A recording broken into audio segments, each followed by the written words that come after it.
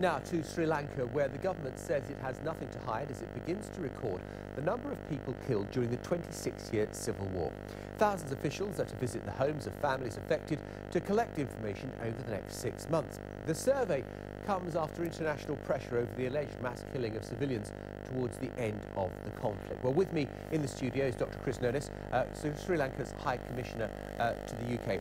High Commissioner, welcome. Thank you very much for being with us. Just tell us who is going to be conducting this survey and how it's going to work. Well, actually, I think it's a very welcome survey. It's part of the LLRC recommendations. As you know, the Lessons Learned and Reconciliation Commission was released back in 2011, and it's very comprehensive, very holistic, and had numerous recommendations. And the President's Secretary, Lalit Veeratunga, was appointed to oversee the monitoring of the implementation of that. And a national action plan was drawn up subsequently, one of which was recommended, a comprehensive household survey. So I think this is part of it. It's really an extension of the recommendation of the LLRC, and it will be carried out at Grama Niladhari level. It's actually jointly carried out by the Department of Census and Statistics, together with the Ministry of Public Administration and Home Affairs. How much faith will people have in a survey carried out by the Sri Lankan government? I think they'll have tremendous faith in it because the government is... be independent? Well, it is independent. It's carried out by the Department of Census and Statistics. Even the last report that was carried out, which is probably the only definitive report which was carried out, which I have here, the enumeration of vital events, which was carried out in 2011. Because you have to understand, 3 decades of conflict, no surveys were carried out in the north. This was carried out in the northern province by the Department of Census and Statistics, and all the enumerators they used, all the people they used were actually predominantly Tamil teachers. They were all entirely independent people who were actually carrying out the survey. But discredited by the United Nations? No, not this one. This was the enumeration of vital events. That was not discredited by anyone. In fact, it's... Well, the UN have not been exactly happy with the way that you have kind of tried to chart what human rights abuses have taken place. And we saw David Cameron at the Commonwealth Heads of Government meeting saying that actually what you needed was an independent inquiry into just how many people were killed.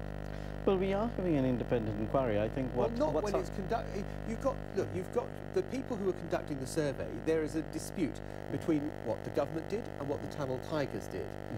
Government is carrying out the survey into what might have happened.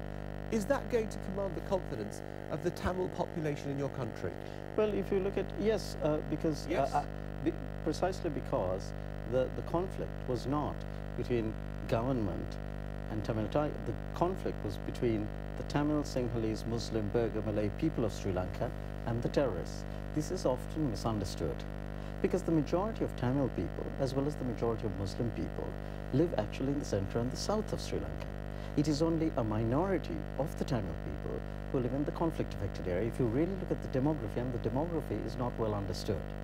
Because if you look at Colombo, for example, it's a 30% split between Tamil, Muslim and Sinhalese. So of course it's going to command it, because the majority of the Tamil people, if you look at the Colombo, for example, is the seat of politics, of education, of finance, and it's roughly a 30% split, and therefore... You're not bowing to pressure on this, after the pressure that came at the Commonwealth Heads of Government meeting to have this census? No, not at all. I mean, people would like to, the detractors would like to say that, but the Lessons Learned and Reconciliation Commission was actually released, I think, in December 16th or 17th, 2011. And actually, before that, before it was released, many people were critical of it. But once it was released, people realized it was both comprehensive and impartial, holistic, and even critical of government. But the President not only released it, but released it in full.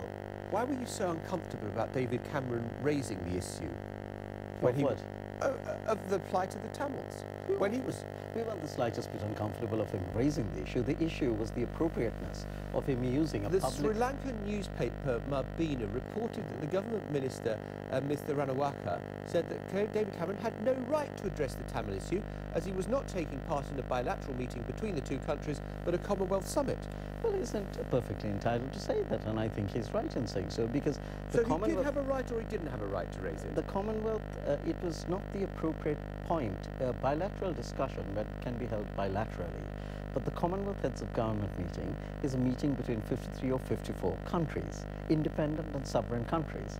The purpose of the Commonwealth Heads of Government David Cameron was wrong to raise it. No, the point was that he could have raised it bilaterally, whether he was informed about it or not. And that's another question. I'm just wondering, there will be people listening to this yes. who will think that there was a protest, the Indians didn't come, the Canadians didn't come, David Cameron came, but he went to the Jaffna Peninsula and was mobbed by Tamils who were so pleased to see him there, thinking their plight had been addressed, that there will be people who will think the Sri Lankan government is ordering this census now because it is under pressure. Not at all. It's an extension. It was one of the recommendations of the Lessons Learned and Reconciliation Commission.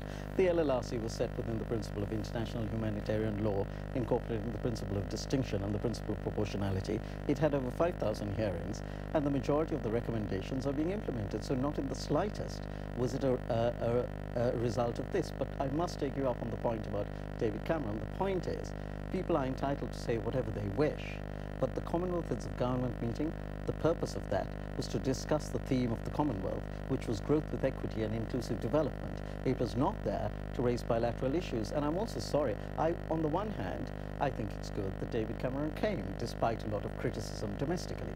But at the same time, I understand why he raised those issues on a public platform, because he has domestic collateral political considerations. He's in a coalition government. You're having an election in 2015. There is a significant diaspora, and naturally, he's been under enormous criticism. The gallery. I'm afraid that is the natural conclusion one would come to if one realizes that he does have an election coming up in 2015. Okay, High Commissioner, we have to leave it there. Grateful to you. Thank you very much. Thank you. Thank you so much.